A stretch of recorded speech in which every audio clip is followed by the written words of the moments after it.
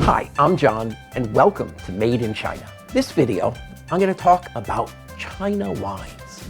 You will be surprised. Many people around the world don't even know that China produces wine. And furthermore, that China is actually a pretty big producer of wine and makes some excellent wines. So I will explain some of the basics of China wines. First, China is categorized as a New World producer of wines versus an Old World producer of wines. New World, you have places like the United States, South America, South Africa, other places that have been making wines for centuries. Old World, yes, that's Europe, the Middle East, Near East, that have been making wines for thousands of years. And this is where we get into a little bit of an issue. That while China is a very new wine producer in terms of commercial production in modern history, China might just be the first country in the world, or the first area in the world, to ever make wine. Though my friends in the Old World, particularly Georgia, might not like to hear it, as they claim an 8,000-year history of making wines from grapes. There is a site in China, Jiahu, that makes in Henan, and they have evidence of fruit-fermented wines being made. I've actually gone there on a very cold winter morning and saw the fermentation area 9,000 years ago. Now, the controversy is that probably this wine was a mix, not only grapes, but other fruits. Nonetheless, first wine ever made and drank by humans may have been in China. So, while officially it's a New World producer, we can also say maybe it's a very Old World producer too. So, where is wine actually made in China? China's a very big place. There are a few regions that have really built a reputation for producing wine in China. Let's look in Shandong, particularly in Yantai and Penglai, where some of the original modern production of wine started. So we have certain producers like Changyu, a very famous, very big producer, for well over a century have been making wines. So this is an area that makes some of China's best known wines. They're also a pretty big production center, but not far from there. You also have Qinhuangdao, which is also in the northeast of China. This is also a traditional producer, very good quality wines. And then we can go to places in Henan, in Hebei, even in the northeast of China where you have sweet wines. So right up from Shandong, right up through the northeast, we have wine production areas, in and around Beijing included. So these are all regions that produce red wines, white wines, sweet wines, and occasionally sparklers. Perhaps the one region that has the greatest critical mass of quality wines, that makes more good wines than any other now, is in the northwest, specifically in the region of Ningxia and the wine region of the Helan Mountains East foothills. This area has become, some say, the Napa Valley of China. Climate's very different, but it does have a growing number of really good producers that make great red wines, very respectable white wines, a few pretty good sparkling wines, as well as sweet wines. Ningxia, remember that name.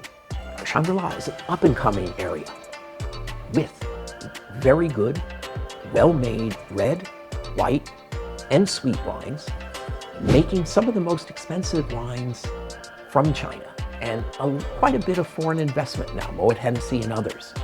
This is a region with very good potential. And we can't forget the far west of China, Xinjiang.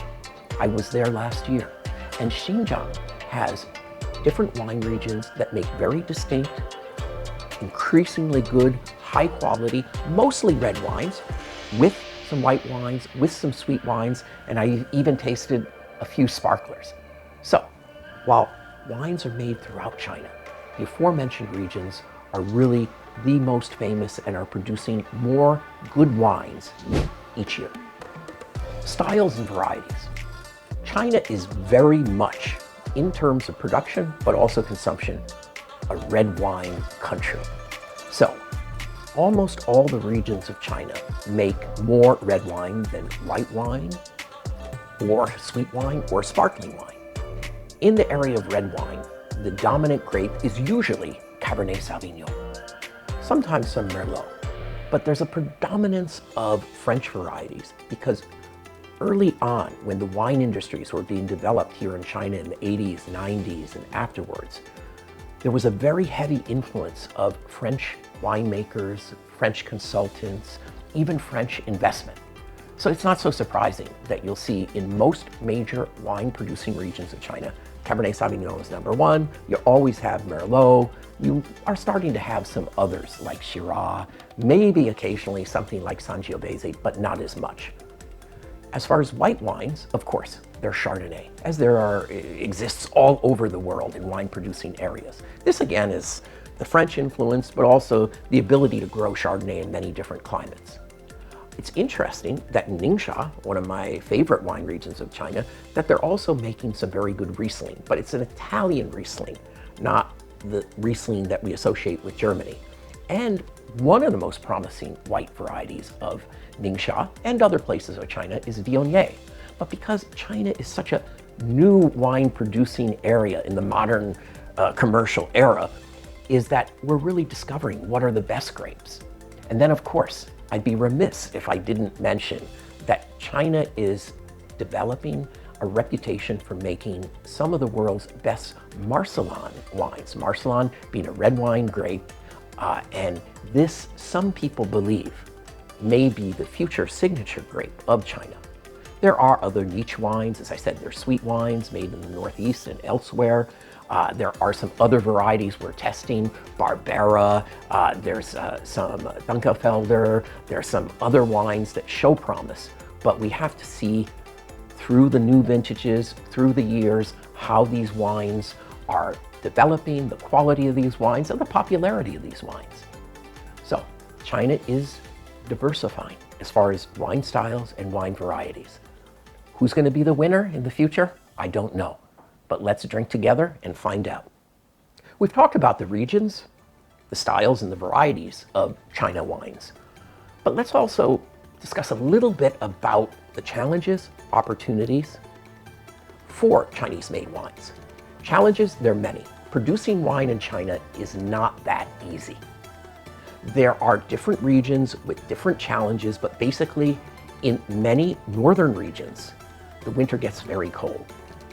In some top producing areas like Ningxia and in Xinjiang, in the winter they have to bury the vines. This is time consuming, labor intensive. It may account for up to a third of the budget for people.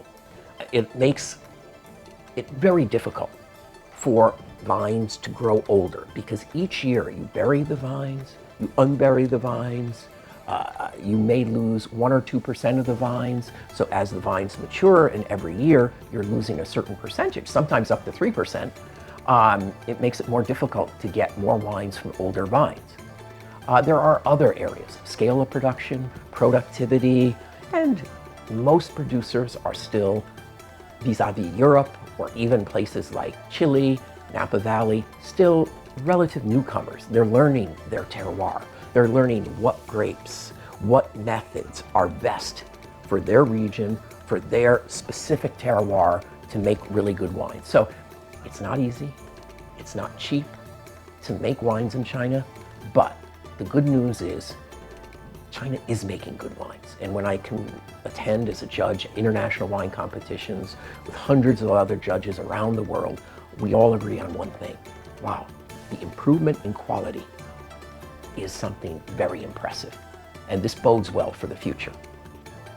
The price-value ratio, well, because of a lack of scale, because of certain climatic challenges, other things, it's still not easy to make inexpensive, very good wines in China. Hopefully that will improve. Another challenge that China has is the domestic consumption. So we make very good wines in China, but we still have to convince people here in China to buy Chinese wines instead of just drinking Italian, French, other wines made in the New World. So these are all challenges for the future success of making wines in China.